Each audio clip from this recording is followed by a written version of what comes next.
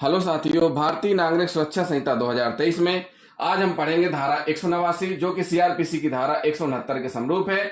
जब साक्ष्य अपर्याप्त हो तब अभियुक्त को छोड़ा जाना। इसमें स्पष्ट किया गया है कि साक्ष्य पर्याप्त न होने पर अभियुक्त को छोड़ दिया जाएगा। और इसी में हम पढ़ेंगे, इसी वीडियो में हम आपको बताएंगे कि भारतीय नागरिक सुरक्षा संहिता की धारा 190 जो कि सीआरपीसी की धारा 170 के समरूप है, कहती है कि जब साक्ष्य पर्याप्त हैं तब मामले को मजिस्ट्रेट के पास भेज दिया जाना। तो साथियों, ये दोनों सेक्शन हम आपको इस वीडियो में बताएंगे, तो इस वीडियो को लास्ट तक जरूर देखें। और जिन साथियों ने अभी तक हमारे चैनल को सब्सक्राइब नहीं किया है, हमारे चैनल को सब्सक्राइब कर लें और लास्ट में कमेंट करके जरूर बताएं। अगर कोई बात स्पष्ट नहीं होती है, अपनी राय देना चाहें तो वो भी हमें दे सकते हैं। तो साथियों, यह धारा उपबंधित करती है, इस धारा में प्रावधान है। क्या प्रावधान है कि जब थाने के भारसाधक अधिकारी के द्वारा किसी मामले का इन्वेस्टिगेशन किया जा रहा है, इन्वेस्टिगेशन के दौरान उस संबंधित अभियुक्त के खिलाफ पर्याप्त साक्ष्य नहीं मिलते हैं, तो ऐसी स्थिति में उसको न्यायालय के समक्ष पेश करना न्यायसंगत नहीं होगा। अगर पर्याप्त साक्ष्य है तो उसको पेश किया जा सकता है, लेकिन अगर पर्याप्त साक्ष्य नहीं है तो उस स्थिति में उस अभियुक्त को जिसके खिलाफ मामला कायम किया गया है, जिसकी इन्वेस्टिगेशन चल रही है, उसको बंद पथ यानी मुचलके में इस शर्त के साथ छोड़ा जाएगा कि जब भी आवश्यकता होगी वह न्यायालय के समक्ष हाजिर होगा। तो यह कंडीशन कब हो गई? जब उसको अरेस्ट नहीं किया गया है। मान लीजिए किसी को अरेस्ट कर लिया गया है, यदि अभियुक्त पुलिस अभिरक्षा में ना होकर के जेल में हो, यदि अभियुक्त पुलिस अभिरक्षा में ना होकर के जेल में हो, तो पुलिस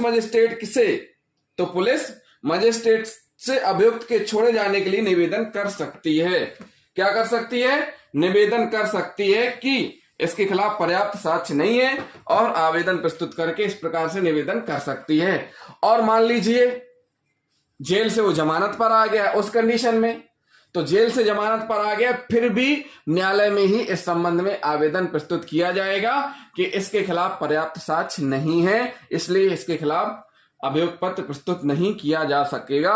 उस संबंध में परमिशन न्यायालय से ली जाएगी। क्यों उसके खिलाफ आगे इन्वेस्टिगेशन नहीं किया जा रहा, किन किन ऐसे साक्ष्यों के आधार पर उसका नाम अलग किया जा रहा है, कौन से ऐसे तथ्य हैं। अगर मजिस्ट्रेट संतुष्ट होते हैं तो ठीक है, अगर संतुष्ट नहीं होते हैं तो और इन्वेस्टिगेशन के लिए आदेशित कर सकते हैं।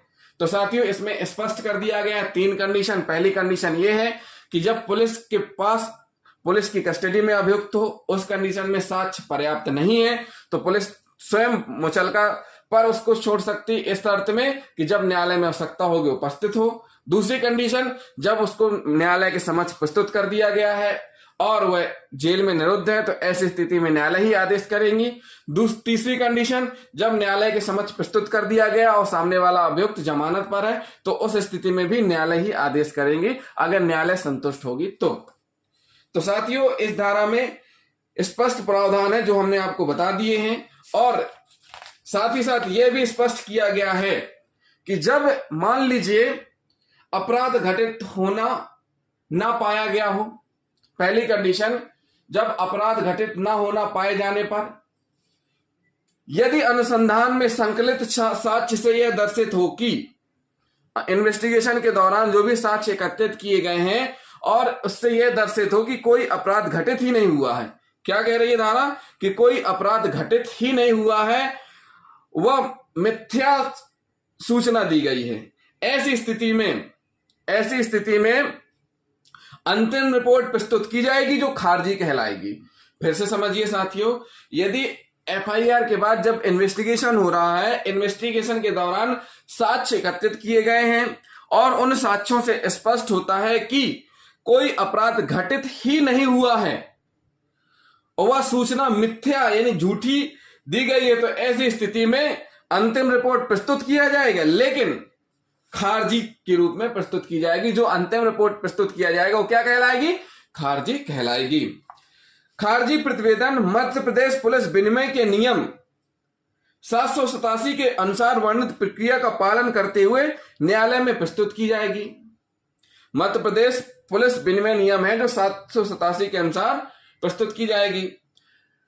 लोक सेवक को मिथ्या सूचना देना, यानी पुलिस स्टेशन में आकर के झूठी रिपोर्ट, मिथ्या सूचना देना एवं कथन देना BNS भारतीय न्याय संहिता के तहत दंडनीय अपराध है। अतः मिथ्या सूचना दिया जाना पाए जाने पर जो सूचना देता है उसके विरुद्ध संबंधित थाने के भाषादार अधिकारी द्वारा BNS की धारा 217 यानी IPC की धारा 182 और BNS मतलब भारतीय न्याय संहिता की धारा 248 और IPC की धारा 211 के तहत न्यायालय में परिवार प्रस्तुत किया जाएगा।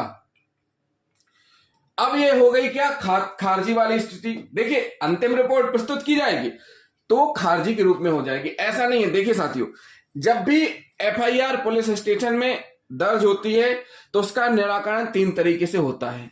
फाइनल रिपोर्ट प्रस्तुत की जाएगी, या तो वह खारिजी होगी, या तो वह खात्मा के रूप में होगी, या तो वह चार्जशीट यानी चालान के रूप में होगी जिसमें कि ट्रायल चलेगा।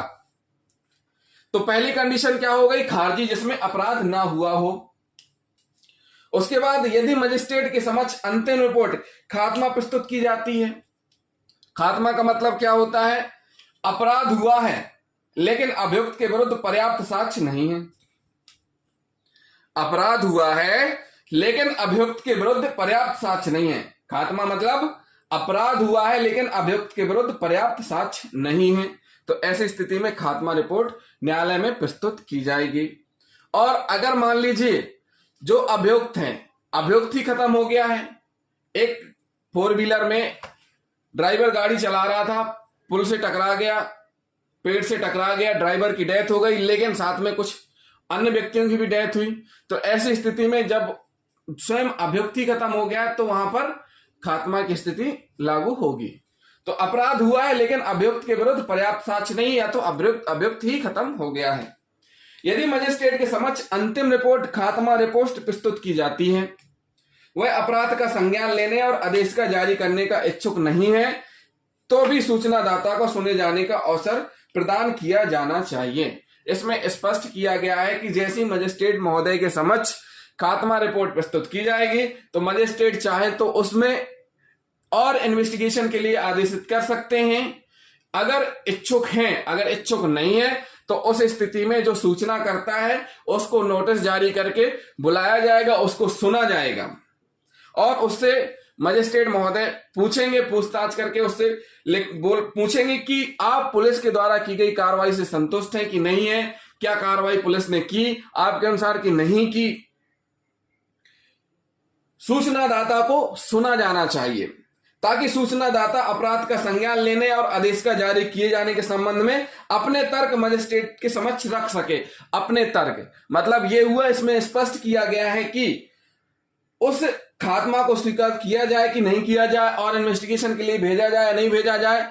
इस संबंध में मजिस्ट्रेट महोदय क्या करेंगे, सामने वाले के तर्क लेंगे, पूछेंगे उससे, और अगर उसके तर्क इस प्रकार के हैं कि वह संतुष्ट है तो खात्मा स्वीकृत होगा, अगर संतुष्ट नहीं है तो उसमें और इन्वेस्टिगेशन होगा। आहत व्यक्ति या मृतक के रिश्तेदार यदि वे प्रथम सूचना रिपोर्ट दर्ज करता नहीं है तो मजिस्ट्रेट के समक्ष अपने तर्क रखने हेतु नोटिस प्राप्त करने के हकदार नहीं है, फिर भी उन्हें बगैर नोटिस के अन्यथा कार्रवाई के प्रक्रम में जानकारी प्राप्त होती है और वे मजिस्ट्रेट के समक्ष रिपोर्ट के संबंध में अपने तर्क रखना चाहते हैं तो मजिस्ट्रेट उन्हें सुनने के लिए सुनेंगे। उन्हें मजिस्ट्रेट क्या करेंगे, उन्हें सुनेंगे। इस संबंध में न्यायाधीश भगवत सिंह विरुद्ध कमिश्नर ऑफ पुलिस एवं अन्य AIR 1985 SC 1285 अवलोकनीय है। भगवत सिंह विरुद्ध कमिश्नर ऑफ पुलिस एवं अन्य AIR 1985 SC 1285 अवलोकनीय है, जो कि हम आपको बताएंगे। इसमें स्पष्ट किया गया है कि जो FIR रजिस्टर्ड करवाता है थाने में उसको न्यायालय नोटिस जारी करके सुनने के लिए बुलाएगी। लेकिन कभी कभी होता क्या है कि मृतक या आहत के द्वारा मृतक के परिवारजन आहत के द्वारा FIR न दर्ज करा के किसी और व्यक्ति के द्वारा दर्ज करा दी जाती, तो उस स्थिति में आहत और मृतक के परिजन भी न्यायालय में अपनी बात रख सकते हैं। तो ऐसी स्थिति में माननीय सुप्रीम कोर्ट का एक निर्णय है जो हम आपको बताएंगे। भगवत सिंह विरुद्ध कमिश्नर ऑफ पुलिस एवं अन्य AIR 1985 SC 1285। यदि सूचनादाता पुलिस रिपोर्ट में दिए गए तथ्यों से सहमत हो, सूचनादाता पुलिस रिपोर्ट में दिए गए तथ्यों से अगर सहमत हो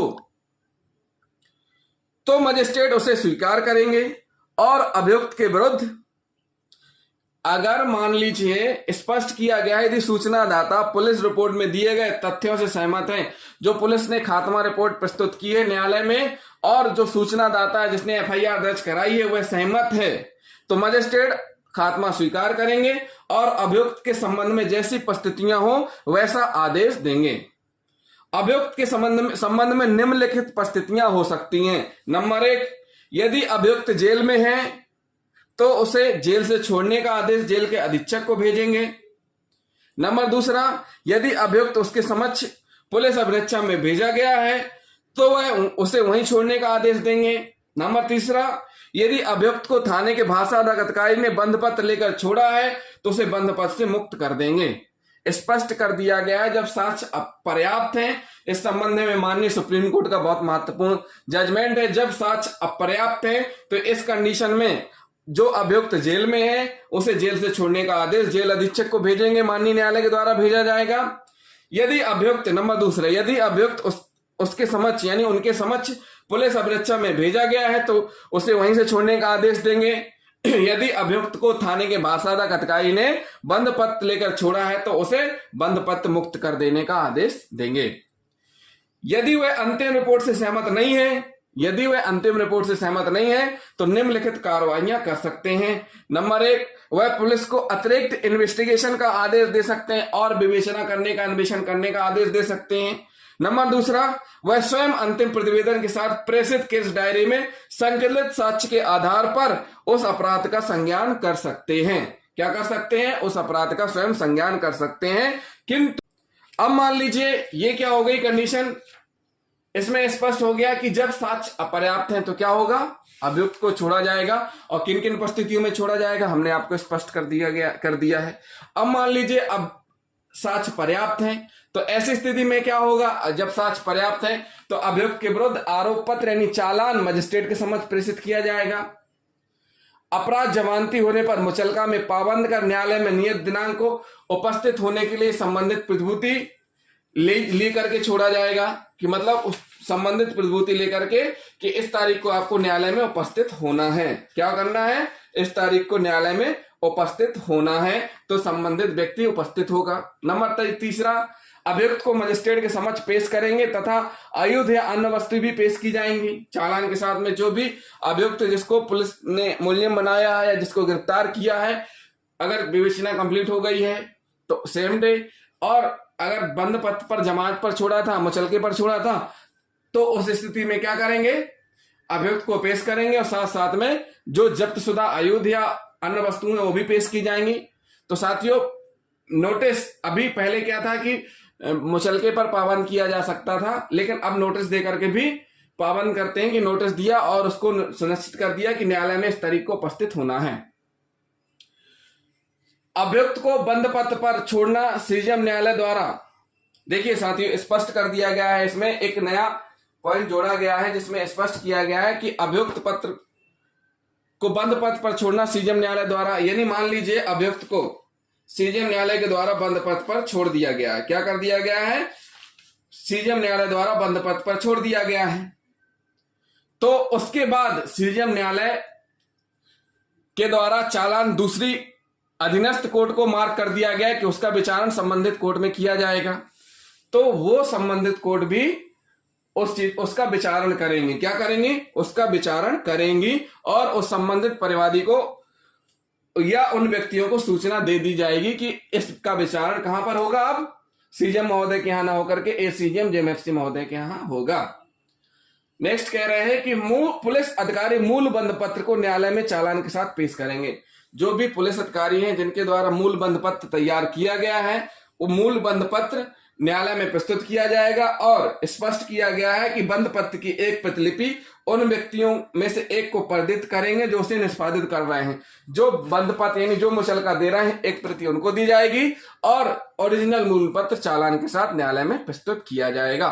तो साथियों ये धारा स्पष्ट हुई कि जब साक्ष्य अपर्याप्त है तो भगवत सिंह विरुद्ध कमिश्नर ऑफ पुलिस के माननीय सुप्रीम कोर्ट के जो आदेश हैं, दिशा निर्देश हैं, जो परिस्थितियां बनी थी उनका पालन किया जाएगा और साथ ही साथ में खारिजी और खात्मा की जो स्थिति बनती है वो भी इसी सेक्शन के अंतर्गत आती है।